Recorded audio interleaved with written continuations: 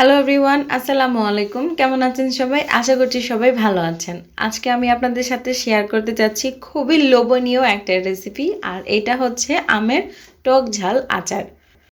তেলে ডুবানো এই আমের টক ঝাল আচারটি সংরক্ষণ করা যায় পুরো বছর জুড়ে। আমাদের মা চাচিরা যেভাবে আচার দিতেন সেইভাবে আমি আজকে আপনাদেরকে এই আচারটি তৈরি করে দেখাবো। আর রোদে শুকানোর ঝামেলা ছাড়াই তৈরি করে নিতে পারবেন এই আমের টক ঝাল আচার। তেলে ডুবানো এই আচারের জন্য আমার লাগছে এখানে আম। আমি এখানে 3টা বড় সাইজের আম নিয়েছি। তার সাথে নিয়েছি কালো সরিষা, নিয়েছি আমি এখানে ভিনেগার, যেটা হোয়াইট ভিনেগার, রসুন, একটু বেশি পরিমাণে রসুন লাগবে আচারের জন্য। কিছু শুকনো মরিচ আমি পানিতে ভিজিয়ে রেখেছি, এটা ব্লেন্ড করে নেওয়ার জন্য কিছু শুকনো মরিচ আলাদা রেখেছি। নিয়েছি আস্ত কিছু ধনিয়া, পাঁচফোড়ন। এই কিছু উপকরণ দিয়ে আমি আজকে এই আচারটি তৈরি করে দেখাবো। আমের আচারের জন্য প্রথমে যে কাজটি করতে হবে সেটি হচ্ছে আমগুলো কাটার আগে ভালো করে ধুয়ে নিতে হবে, খুব ভালো করে ধুয়ে নিতে হবে। তারপরে আমি আমগুলো কেটে নিচ্ছি। আজকের আচারটি আমি তৈরি করব যেভাবে আমাদের মা চাচিরা তৈরি করতেন। আমগুলোকে একটু বড় সাইজের করে কেটে নিতেন, খুব ছোট না, একটু বড় করে।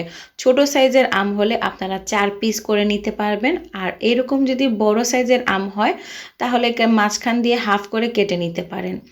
তারপরে অনেকে হচ্ছে এরকম আমের উপরে একটু দাগ কেটে দেন যাতে মশলাটা ভালো করে যায়। চাইলে আপনারা এইভাবে দাগ কেটে দিতে পারেন, আবার চাইলে আমার মতো দাগ ছাড়াও কিন্তু এই আমের আচারটি তৈরি করে নিতে পারেন।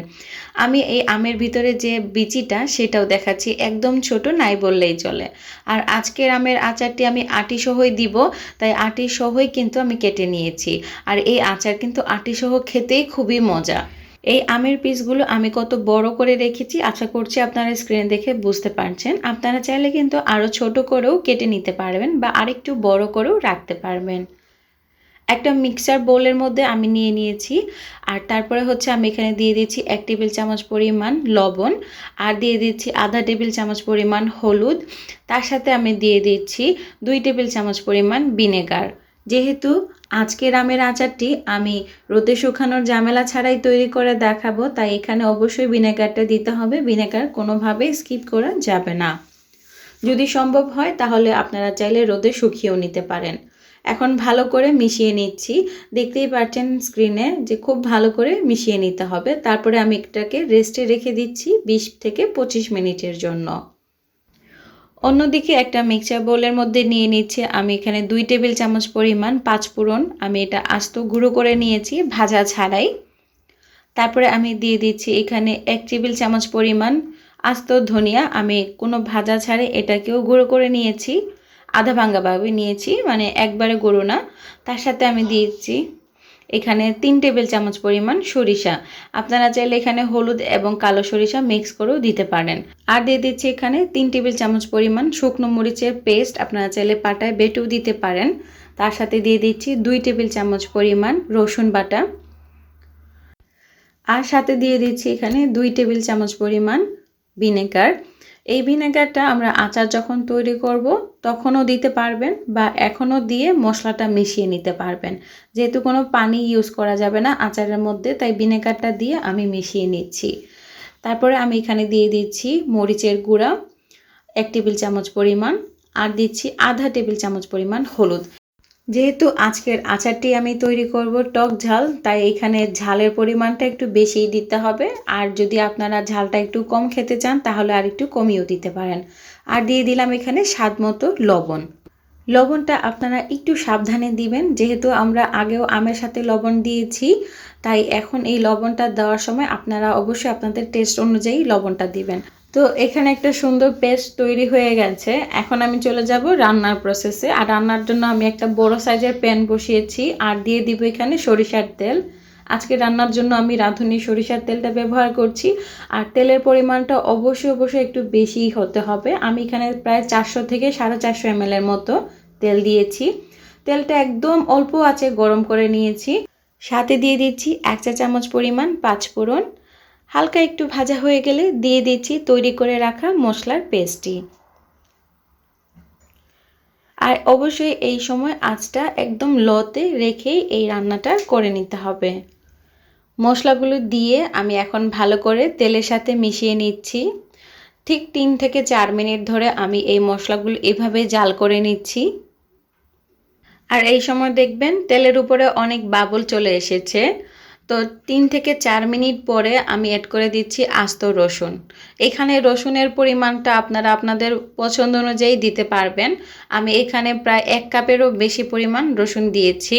আর রসুনটা আমি আস্তই রেখেছি, আপনারা চাইলে অর্ধেক করেও দিতে পারেন বা আমার মতো এরকম আস্তও রাখতে পারেন। রসুনটা দিয়ে জাস্ট 2 মিনিট আমি ভেজে নিয়েছি। তারপরে আমি দিয়ে দিয়েছি এখানে মেখে রাখা যে আমগুলো ছিল ডাইরেক্ট বোলের থেকে তুলে দিয়ে দিয়েছি।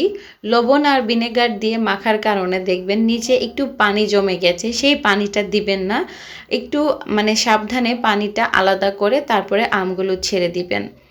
আমগুলো দিয়ে আমি ভালো করে মশলার সাথে নেড়েচেড়ে মিশিয়ে নিচ্ছি। আপনারা যারা আমের সাথে রসুনটা খেতে পছন্দ করেন না তারা চাইলে কিন্তু রসুনটা স্কিপ করতে পারেন, কিন্তু আমার কাছে কিন্তু টক ঝাল আমের আচারে রসুনটা দিলে খুবই ভালো লাগে এবং রসুন, হলুদ, ভিনেগার এইসবের কারণে কিন্তু আমটা অনেক দিন ধরে রাখতে সাহায্য করে। নাড়াচাড়া করতে করতে একসময় দেখবেন আমের কালারটি চেঞ্জ হয়ে গেছে, দেখতেই পারছেন। তো এরকম চেঞ্জ হয়ে গেলে আরও কিছু সময় আমি নেড়েচেড়ে জাল করে নিব। তারপরে দেখবেন রসুনগুলো কিন্তু একটু কালার ছেড়ে দিচ্ছে। চুলার আঁচটা একদম মিডিয়াম থেকে লোতে রেখে আমি আমগুলো এভাবে জাল করে নিচ্ছি। যখন একটু জাল হয়ে যাবে তখন আমি কিছু শুকনো মরিচ এখানে অ্যাড করে দিচ্ছি। ঝালটা অবশ্যই আপনারা আপনাদের টেস্ট অনুযায়ী এখানে অ্যাড করবেন। তারপর এই আচারের মধ্যে আমি অ্যাড করে দিচ্ছি 2 টেবিল চামচ পরিমাণ চিনি। চিনিটা খুবই অপশনাল, তবে চিনি দেওয়ার কারণে ঝালের যে ব্যালেন্সটা সেটা কিন্তু চলে আসবে। আপনারা চাইলে চিনিটা স্কিপ করতে পারেন, তবে আমি আচারের মধ্যে টক ঝাল আচারে আমি এই চিনিটা ব্যবহার করে থাকি, এতে কিন্তু আমার কাছে টেস্টটা খুবই ভালো লাগে। মিষ্টি হয় না, তবে টেস্টটা খুবই ভালো আসে। আপনারা অবশ্যই একবার হলেও এইভাবে আচার দিয়ে চেষ্টা করে দেখবেন কেমন লাগে আপনাদের কাছে। চিনিটা দিয়ে দেখুন আমার আমের আচারটা একদম কিন্তু এখানে রেডি হয়ে গেছে। আর আমের আচারের জন্য আমটা কতটুকু সিদ্ধ করবেন সেটা কিন্তু আপনার উপরেই ডিপেন্ড করে। আমের এই আচারের জন্য আমটা পারফেক্টভাবে সিদ্ধ হয়েছে কিনা সেটা টেস্ট করার জন্য আমি একটা কাঠি দিয়ে দেখিয়ে নিচ্ছি। আমটা একদম পারফেক্টভাবে সিদ্ধ হয়েছে, আমি যেভাবে আচারটা খেতে পছন্দ করি সেই রকম করে সিদ্ধ করে নিয়েছি। তো এখানে কিন্তু আচারটা একদম হয়ে গেছে। এখন যে কাজটা করতে হবে, একদম লাস্টের দিকে 1 টেবিল চামচ পরিমাণ ভিনেগার অ্যাড করে দিতে হবে। যেহেতু আমি আচারটা তৈরি করার জন্য কাঁচা আমের সাথে ভিনেগারটা ব্যবহার করেছি, মশলার সাথেও ভিনেগারটা ব্যবহার করেছি, তো সেই ক্ষেত্রে এখানে জাস্ট আমি 1 চামচ দিয়েছি। আপনারা যদি একদম লাস্টে ভিনেগারটা ব্যবহার করতে চান তাহলে এখানে আধা কাপেরও কম 4 থেকে 5 টেবিল চামচ ভিনেগার এখানে দিয়ে দিবেন। তো আমার এখানে আচারটা একদম পারফেক্টভাবে রেডি হয়ে গেছে। আমি এখন চুলার আঁচটা বন্ধ করে দিব আর এটাকে একটু ঠান্ডা করে নিব। যদি আপনারা আরেকটু নরম খেতে চান তাহলে কিন্তু আরেকটু সময় ধরে জাল করে নিতে পারবেন। আমের এই আচারের মধ্যে লবণ এবং ঝালের পরিমাণটা ঠিক আছে কিনা সেটা একটু চেক করে নিচ্ছি। আটিসহ এই আমের আচার কম বেশি আমরা কিন্তু সবাই পছন্দ করে থাকি। তো আচারের মধ্যে আমি যেই পরিমাণ লবণ এবং ঝাল ব্যবহার করেছি সবগুলোই একদম পারফেক্ট আছে। এখন হচ্ছে আমি একটু খিচুড়ির মধ্যে এই আচারটা দিয়ে নিব। খিচুড়ির সাথে, পোলাওর সাথে, বিরিয়ানির সাথে খেতে কিন্তু এই আচারটার কোনো জুড়ি নেই। আপনারা সবাই কিন্তু কম বেশি খেয়ে থাকেন। খিচুড়ির সাথে আচার দিলে কিন্তু খুবই খুবই ভালো লাগে। তারপর হচ্ছে আমি একটু আপনাদেরকে প্লেটে নিয়ে পরিবেশন করে দেখাচ্ছি এই আচারটি দেখতে কেমন হয়েছে আর কত পারফেক্টভাবে আচারের কালারটা এসেছে। খেতেও কিন্তু অসম্ভব মজার। খুবই লোভনীয় এবং মাউথ ওয়াটারিং একটি আচারের রেসিপি। আপনাদের কাছে কেমন লেগেছে অবশ্যই আপনারা আমাকে কমেন্ট করে জানাবেন। আচারগুলো সংরক্ষণ করার জন্য আমি একটা এয়ারটাইট জার এখানে নিয়েছি। অবশ্যই কাচের জারের মধ্যেই রাখতে হবে, প্লাস্টিকের মধ্যে রাখতে যাবেন না, এতে করে কিন্তু আমের আচার বেশি দিন সংরক্ষণ করতে পারবেন না। আমের এই টক ঝাল আচারটি কিন্তু আপনারা চাইলে একদম পুরো বছর ধরেই সংরক্ষণ করতে পারবেন। আমি গত বছরে আচার দিয়েছিলাম, সেই আচারটি আজ পর্যন্ত ভালো রয়েছে। আশা করব আমার আচারের এই রেসিপি ফলো করে যদি আপনারা আচার তৈরি করেন, আপনাদেরও আচার এরকম বছর জুড়ে ভালো থাকবে। তবে আচার কিন্তু বেশি দিন থাকে না, কারণ আমরা আচারটা খেতে একটু বেশি পছন্দ করি, বানানোর সাথে সাথেই কিন্তু শেষ হয়ে যায়। আমি যেই মুহূর্তে এই ভিডিওটি তৈরি করছিলাম সেই মুহূর্তে আমার অলরেডি 1 বয়ামের আচার প্রায় শেষের দিকে। কাঁচা আমের এই আচারের তেল আপনারা চাইলে কিন্তু বিভিন্ন রেসিপিতে ব্যবহার করতে পারবেন, ভর্তাতেও দিতে পারবেন, টেস্টটা কিন্তু অনেক ভালো আসে। তো আশা করব আপনাদের কাছেও এই লোভনীয় আচারের রেসিপিটা ভালো লেগেছে। ভালো লাগলে অবশ্যই আমার সাথেই থাকবেন, আমার চ্যানেলটি সাবস্ক্রাইব করবেন, বেশি বেশি করে শেয়ার করবেন। আজকে এই পর্যন্তই, দেখা হবে অন্য কোনো রেসিপিতে। আল্লাহ হাফেজ, আসসালামু আলাইকুম।